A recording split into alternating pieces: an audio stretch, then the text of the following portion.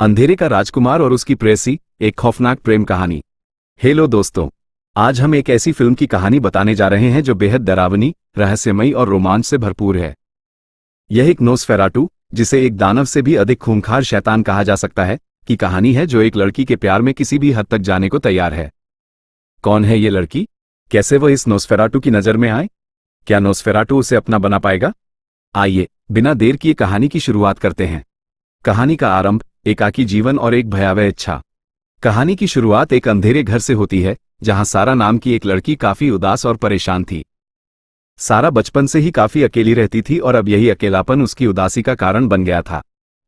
वो किसी भी तरह अपनी बेरंग और खाली जिंदगी को खुशहाल बनाना चाहती थी, इसलिए वह रात को आसमान की तरफ देखकर एक इच्छा मांगती है और अपने पास किसी को बुलाती है, चाहे वो कोई आत्मा हो या कोई संरक्षक देवदूत। लेकिन तभी उसकी यह इच्छा पूरी हो जाती है और एक डरावनी आवाज में कोई जवाब देता है। एक अनजान शख्स सारा के सामने आता है और उसे बताता है कि वह अंधेरे से निकलकर इंसानों के बीच आया है और उसके आने की वजह सिर्फ और सिर्फ सारा ही है, क्योंकि उसने ही उसे बुलाया है और अब से वो सिर्फ उसकी है। सारा भी खुद को उसे सौंप देती है और सत्ता एंटिटी के साथ एक अलग दुनिया में पहुंच जाती है, जहां सत्ता और सारा दोनों अंतरंग होते हैं। और फिर कुछ ही मिनटों में ये सत्ता एक डरावने रूप में आकर सारा पर हमला कर देता है, जिससे सारा बुरी तरह से डर जाती है और जब उसकी आंख खुलती है तो वो अपने बिस्तर पर लेटी होती है। खुशहाल जीवन और एक नई शुरुआत। इसके बाद कहानी कुछ समय बाद की दिखाई जाती है। ये साल था 1838 का, जहां अब सारा की बेरंग जिंदगी में रंग भर गया था।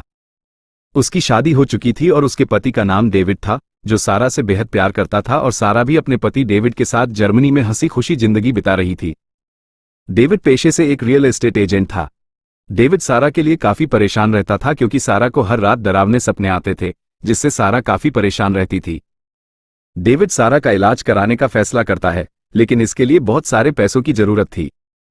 डेविड जब अपनी नौकरी पर जाता है तो उसका बॉस जेकब उसे विस्बोर्ग नाम की जगह पर बने हुए सबसे बड़े और आलीशान हवेली के बारे में बताता है, जिसे उन्हें बेचने का काम मिला था, और इसे खरीदने वाला शख्स था काउंट मोटिस, जो उनका क्लाइंट था, जिसे ट्रांसिल्वेनिया में जाकर डील तय करनी थी। इस डील के पूरे होते ही डेविड को अच्छी खासी रकम मिलने वाली थी, इसलिए डेविड ट्रांसिल्वेनिया जाने के लिए राजी हो जाता है। यात्रा की आशंका और रहस्य में मुलाकात। डेविड जब घर आकर सारा को इस बिजनेस ट्रिप के बारे में बताता है तो वह बिल्कुल खुश नहीं होती, क्योंकि सारा अपने डरावने सपनों की वजह से अकेले रहने से डरती थी। बातों ही बातों में सारा डेविड को अपने कुछ साल पुराने सपने के बारे में भी बताती है, जिसमें वह बताती है कि उसकी शादी मौत से हो रही थी, जिसके चलते बाकी लोग मारे गए। सारा को लग रहा था कि अगर डेविड उससे दूर हुआ तो जरूर कुछ बुरा होगा, लेकिन डेविड डील से होने वाले मुनाफे का सोचकर सारा को समझा बुझाकर ट्रिप के लिए निकल जाता है। लेकिन जाने से पहले सारा को अपने एक खास दोस्त, जो काफी अमीर था, उसके घर छोड़ आता है। इसका नाम था पीटर, जो सारा को खुशी खुशी घर में रख लेता है। पीटर की पत्नी का नाम था लीना और उनकी 2 बेटियां भी थीं, जिनके साथ सारा काफी घुल मिल जाती है। सारा अपने एक लॉकेट में अपने कुछ बाल रखती है और इस लॉकेट को डेविड को देकर सफर के लिए रवाना कर देती है। कुछ देर में डेविड अपनी मंजिल पर पहुंच जाता है और रात गुजारने के लिए एक होटल में रुकने का फैसला करता है। डेविड जब आसपास के लोगों से काउंट मोटिस के बारे में पूछता है तो सभी लोग उसका नाम लेने से मना करते हैं और डेविड के साथ काफी रूखा व्यवहार भी करते हैं। खैर, कुछ देर बाद डेविड को गुजारने के लिए होटल में एक कमरा मिल जाता है, लेकिन यहां भी एक महिला उसे काउंट मोटिस के घर न जाने की सलाह देती है। डेविड को समझ नहीं आता कि सब लोग काउंट मोटिस से इतना डरते क्यों हैं। डेविड इन बातों को अनदेखा कर सो जाता है, लेकिन रात में उसे बाहर से कुछ अजीबोगरीब आवाजें सुनाई देती हैं और जब वह बाहर का नजारा देखता है तो हैरान रह जाता है, क्योंकि कुछ लोग एक नग्न महिला को घोड़े पर ले जा रहे थे। ये जिप्सी कब्रिस्तान में जाते हैं और एक कब्र को खोदते हैं और इसमें मौजूद लाश को जैसे ही चोट पहुंचाते हैं, इसमें से खून बहने लगता है और यह बुरी तरह तड़पने लगता है। डेविड की जब सुबह आंख खुलती है तो ये सब उसे महज एक सपना लगता है, लेकिन कुछ ही देर में उसे यकीन हो जाता है, क्योंकि रात को जो भी हुआ वो हकीकत थी। इसके बाद डेविड काउंट मोटिस से मिलने के लिए उसके घर जाने लगता है, लेकिन रास्ते में वो देखता है कि पूरे शहर में सन्नाटा छाया हुआ है, जैसे यहां कोई है ही नहीं। वहीं दूसरी तरफ जेकब को दिखाया जाता है, जो कि मोमबत्तियों के बीचों बीच बैठकर कोई तंत्र मंत्र का जाप कर रहा था और पूरा नग्न था। दरअसल जेकब जो था वो काउंट मोटिस का भक्त बन गया था और उसे ही पूज रहा था। कुछ दूर चलने पर डेविड के सामने एक घोड़ा गाड़ी आती है, जो कि काफी रहस्यमयी थी, लेकिन डेविड ज्यादा सोच विचार न करते हुए इसमें बैठ जाता है और काउंट मोटिस के घर पहुंचकर उससे मुलाकात करता है। यहां दर्शकों को सिर्फ काउंट मोटिस की परछाई ही दिखाई जाती है, लेकिन उसका रूप और उसकी आवाज काफी डरावनी लगती है। काउंट मोटिस जल्दी से डील साइन करता है, लेकिन ये कागजात किसी और ही भाषा में होते हैं। इसके बाद काउंट मोटिस डेविड को रात का भोजन करने के लिए कहता है, लेकिन खाने के दौरान डेविड की उंगली कट जाती है और खून बहने लगता है। खून को देख मोटिस काफी अजीब व्यवहार करता है, जिसे देख डेविड डर से कांपने लगता है और जैसे तैसे आज रात इसी महल में रुकता है। अगली सुबह जब डेविड की आंख खुलती है तो उसे अपने सीने पर 2 दांत के निशान बने हुए दिखाई देते हैं, जिन्हें देख ऐसा लगता है कि रात में किसी ने उसका खून पिया है, लेकिन किसने? यही बात सोचकर डेविड भी थोड़ा परेशान हो जाता है, लेकिन तभी उसे यहाँ बहुत सारे चूहे दिखाई देते हैं जिन्हें इसका कारण बताया जाता है। इसके बाद काउंट मोटिस दस्तावेज के कागजात डेविड के सामने लाता है और डील के लिए उसके हस्ताक्षर मांगता है, पर डेविड इन कागजात को पढ़ नहीं पाता क्योंकि ये बहुत अलग और कठिन भाषा में लिखे हुए थे। इस पर मोटिस कहता है कि यह मेरे पूर्वजों की भाषा है। काउंट मोटिस की बात मानकर उस पर भरोसा करके डेविड अपने हस्ताक्षर दे देता है और इस तरह डील तय हो जाती है। इसी बीच काउंट मोटिस की नज़र डेविड के लॉकेट पर पड़ती है, जो कि सारा ने इसे निशानी के तौर पर दिया था। काउंट मोटिस इसे देखने के लिए मांगता है और डेविड भी दे देता है, लेकिन इसे यह वापस नहीं मिलता। डील तय होने के बाद मोटिस डेविड को कुछ सोने के सिक्के देता है। अब डील हो चुकी थी, इसलिए डेविड यहां से घर वापस जाने के लिए कहता है, लेकिन इतने में ही उसकी आंख खुलती है और डेविड को समझ नहीं आता कि यह सपना था या हकीकत। डेविड जब अपने सीने पर देखता है तो फिर से उसे 2 दांत बने दिखाई देते हैं और अब तो ये घाव और भी ज्यादा बढ़ गया था। डेविड इस महल और काउंट मोटिस से काफी डर चुका था, इसलिए वो यहां से निकलने की कोशिश करता है और पूरे महल को जांचता है। इसी बीच घूमते घूमते वह एक गुप्त कक्ष में भी प्रवेश करता है, जहां उसे काउंट मोटिस की बड़ी सी शाही कुर्सी और एक ताबूत दिखाई देता है। डेविड हिम्मत करके जैसे ही इस ताबूत को खोलता है तो उसके पैरों तले जमीन खिसक जाती है, क्योंकि इस ताबूत के अंदर काउंट मोटिस की मृत शरीर था जो काफी खराब हालत में था। ये सब देख डेविड को यकीन हो जाता है कि काउंट मोटिस कोई इंसान नहीं बल्कि बुरी आत्मा है, इसलिए वो बिना देरी किए इस पर हमला कर देता है। पर इतने में ही काउंट मोटिस जाग जाता है और डेविड को ही अपने नियंत्रण में ले लेता है और डेविड पर हमला कर उसे बेहोश कर देता है। इसके बाद काउंट मोटिस सारा का लॉकेट अपने हाथ में लेता है और कुछ शब्द बोलता है। कमाल की बात तो ये होती है कि काउंट मोटिस के बोले गए शब्द सारा को भी सुनाई देते हैं और वह उसके काबू में आने लगती है। इधर काउंट मोटिस डेविड के सीने से खून पीने लगता है, जिससे डेविड की हालत बिगड़ने लगती है। कुछ देर बाद डेविड की जब आंख खुलती है तो वह जैसे तैसे महल से बाहर निकल आता है और नदी में गिर जाता है। बीमारी और रहस्यमय संबंध। वहीं दूसरी तरफ सारा को दिखाया जाता है, जो अब बेकाबू हो गई थी। नींद में चलना, डरावने सपनों का दिखना, इन सब से सारा की मानसिक स्थिति काफी खराब हो गई थी। इसलिए पीटर डॉक्टर लुकास नाम के एक डॉक्टर को बुलाते हैं। लुकास जब सारा को जांचते हैं तो उन्हें भी यही लगता है कि सारा की मानसिक स्थिति ठीक नहीं है, लेकिन तभी सारा कुछ बड़बड़ाने लगती है और जब ज्यादा ही नियंत्रण से बाहर हो जाती है तो लुकास उसे दवा सुंघाकर बेहोश कर देते हैं। इधर हम जेकब को देखते हैं, जिसे पागलों के सेल में बंद करके रखा जाता है क्योंकि उसका दिमाग भी काम नहीं कर रहा था। कच्चा मांस खाने की भूख उसे दूसरों का शिकार करने पर मजबूर कर रही थी और उसका शिकार बनते थे चूहे, चिड़िया और इंसान। डेविड को नदी के किनारे पड़ा हुआ देखकर एक नन उसे अपने साथ चच ले जाती है और यहीं उसका इलाज वगैरह किया जाता है। कुछ देर में डेविड भी होश में आ जाता है और उसे नन से पता चलता है कि उस पर काउंट मोटिस का साया है और उसकी आत्मा भी उसी के कब्जे में है, लेकिन चच में रहते हुए वो एकदम सुरक्षित था। लेकिन नन उसे बताती है कि अगर वह भगवान के घर से बाहर निकला तो जरूर काउंट मोटिस उसे ढूंढता हुआ उसके पास आ जाएगा। पर डेविड यहां से निकलने का फैसला करता है क्योंकि उसे किसी भी हाल में सारा के पास पहुंचकर उसे काउंट मोटिस से बचाना था, जो किसी भी वक्त सारा तक पहुंचकर उसे अपना शिकार बना सकता था। इसलिए वह अपनी जान की परवाह न करते हुए चर्च से निकल जाता है। इधर काउंट मोटिस भी जर्मनी के लिए रवाना हो जाता है और यहां खुलासा होता है कि जिन कागजात पर डेविड ने हस्ताक्षर किए थे उनके मुताबिक अब सारा और डेविड का रिश्ता खत्म हो गया था और सारा को पाने के लिए ही काउंट मोटिस उसके शहर आने लगता है और अपने साथ प्लेग फैलाने वाले चूहे और कई तरह की बीमारियां भी साथ लेकर चलता है। काउंट मोटिस अपने ताबूत में बैठकर ही जहाज की मदद से विस्फोट जा रहा होता है और जिस जहाज पर वह मौजूद होता है उसमें भारी तबाही देखने को मिलती है। कई चूहे उसकी कब्र से निकलकर जहाज के लोगों को खत्म करने लगते हैं और मोटिस भी तबाही मचाते हुए अपने सफर के लिए आगे बढ़ता है और उसकी मंत्रमुग्ध करने वाली बातें सारा को भी सुनाई देती हैं।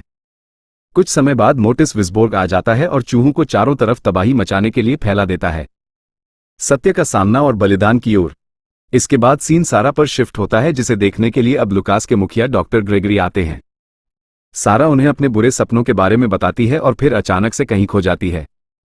ग्रेगरी सारा की कलाई पर कट लगाते हैं, लेकिन उसे दर्द महसूस नहीं होता। ये देख ग्रेगरी को समझ आ जाता है कि सारा किसी मानसिक बीमारी का शिकार नहीं है, बल्कि उसकी आत्मा किसी बुराई के नियंत्रण में है, जो कि इंसानी दुनिया में न होकर सत्ता की दुनिया में ही मौजूद है। लेकिन जब ये बात ग्रेगरी पीटर और लीना के साथ साझा करते हैं तो उनका मानना होता है कि सारा डेविड के दूर जाने की वजह से बीमार और परेशान है। सच्चाई तो ये थी कि सारा काउंट मोटिस जैसी खतरनाक सत्ता के कब्जे में थी जिसे सारा ने खुद ही खुद को सौंपा था। दोनों ने शारीरिक संबंध बनाए और इन दोनों के बीच एक अलग ही प्रेम संबंध हो गया। लेकिन डेविड से शादी के बाद सारा मोटिस से दूर होकर डेविड के साथ रहने लगी, इसलिए अब मोटिस सारा को लेने आ रहा था। इस बात का पता सारा को भी लग जाता है अपने बुरे सपनों के माध्यम से। मोटिस सारा को बताता है कि अगर वह अपनों को नहीं खोना चाहती तो उसे खुद को उसे सौंपना पड़ेगा। मोटिस से मिलने के लिए जेकब भी अपने सेल से भाग जाता है और मोटिस से मिलता है, जो जेकब को बताता है कि मैं सारा को उसकी मर्जी से पाना चाहता हूं और इसके लिए मैं कुछ भी कर सकता हूं। इसके बाद मोटिस पूरे शहर में चूहों से प्लेग फैला देता है और बड़ी तादाद में लोग मारे जाते हैं। इधर डेविड भी सारा से मिलता है जिसकी हालत अब बहुत खराब थी। ग्रेगरी जब मरे हुए लोगों का विश्लेषण करते हैं तो समझ जाते हैं कि यह सब प्लेग के साथ साथ अनीमिया की वजह से मारे गए हैं और इसमें मोटिस का ही हाथ है, लेकिन पीटर अब भी दानवों पर यकीन नहीं करता। इधर डेविड पर भी मोटिस का साया था, इसलिए उसे भी डरावने सपने आने लगते हैं जिनसे डेविड बहुत ज्यादा डर जाता है और सारा को अपने आप से दूर कर देता है। इसके बाद सारा पीटर की पत्नी लीना के कमरे में जाकर उसके पास सो जाती है, लेकिन आधी रात को काउंट मोटिस सारा से मिलने आता है और उसे अपने पास बुलाता है। सारा भी बिस्तर से उठकर उसके पास चली जाती है और उससे कहती है कि मैं तुम्हारे साथ नहीं जा सकती, मैं तुमसे नहीं बल्कि डेविड से प्यार करती हूं। ये सुन काउंट मोटिस थोड़ा गुस्सा हो जाता है और दोनों में बहस होने लगती है। काउंट मोटिस उससे कहता है, तुमने ही मुझे बचपन में बुलाया था और वादा किया था कि तुम हमेशा मेरे साथ ही रहोगी और अब तुम्हें अपना वादा पूरा करना ही होगा। साथ ही काउंट मोटिस उसे यह भी बताता है कि मैंने डेविड और तुम्हारा तलाक करवा दिया है। डेविड ने भी तलाक के कागजात पर हस्ताक्षर कर दिए हैं और उसने तुम्हें अब मुझे सौंप दिया है और मैंने तुम्हारी कीमत भी उसे दे दी है। लेकिन सारा को काउंट मोटिस की किसी भी बात पर यकीन नहीं होता क्योंकि वह जानती थी कि डेविड कभी भी उसे नहीं छोड़ेगा। लेकिन काउंट मोटिस की बात भी सच थी क्योंकि जिन कागजात पर डेविड ने अनजाने में हस्ताक्षर किए थे वो यही डील थी जिसमें डेविड और सारा को अलग कर दिया गया था और इसके बदले काउंट मोटिस ने उसे कुछ सोने के सिक्के भी दिए थे। काउंट मोटिस सारा को साथ चलने के लिए कहता है और अगर उसने ऐसा नहीं किया तो फिर वो उसके सभी करीबियों के साथ साथ डेविड को भी मार देगा। इतने में ही सारा की आंख खुल जाती है और वो जब लीना को देखती है तो उसे चूहे खा रहे होते हैं। जल्दी लीना को अस्पताल में शिफ्ट किया जाता है, जिसके बाद लीना मानसिक रूप से काफी परेशान दिखाई देती है। सारा के आने के बाद घर में काफी सारी परेशानियां आ रही थी। यही सब सोचकर पीटर सारा और डेविड को घर से चले जाने को कहता है। सारा पीटर को समझाने की कोशिश करती है लेकिन वो उसकी कोई भी बात नहीं सुनता। इधर हम ग्रेगरी को देखते हैं जो कि लुकास के साथ उसी जहाज पर पहुंचते हैं जिसमें मोटिस यहां आया था, जहां लाशों का ढेर लगा था और किसी भी लाश में एक बूंद भी खून नहीं बचा था।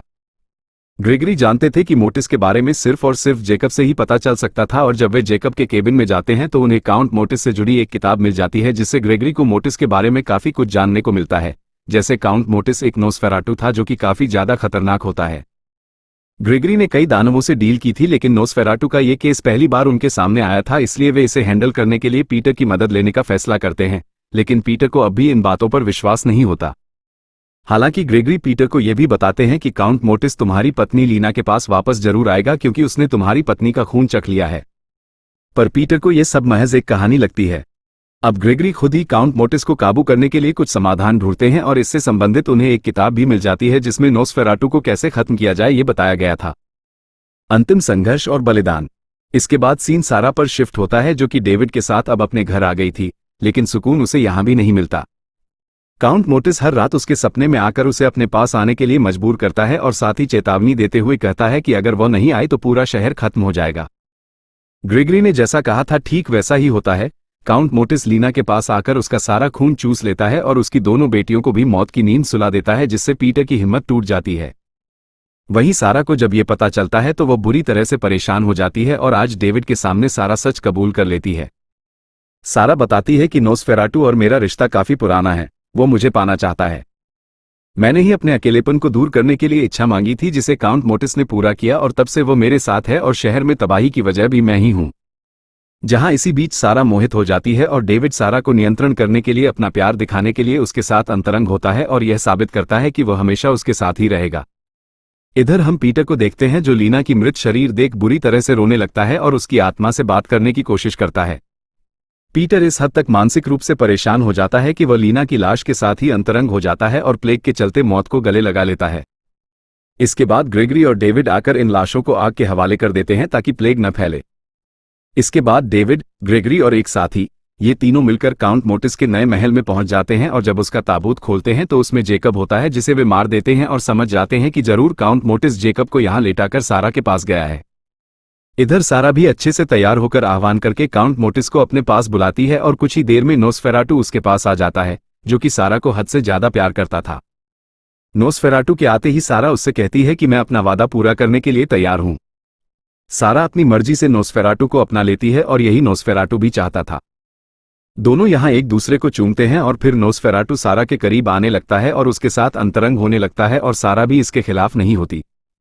इसके बाद नोसफेराटू सारा के सीने पर अपने दांत गड़ा देता है और उसका खून चूसना शुरू करता है और इस तरह दोनों ये रात एक साथ गुजारते हैं। और कुछ देर बाद सूरज की किरणें शहर में फैलने लगती हैं।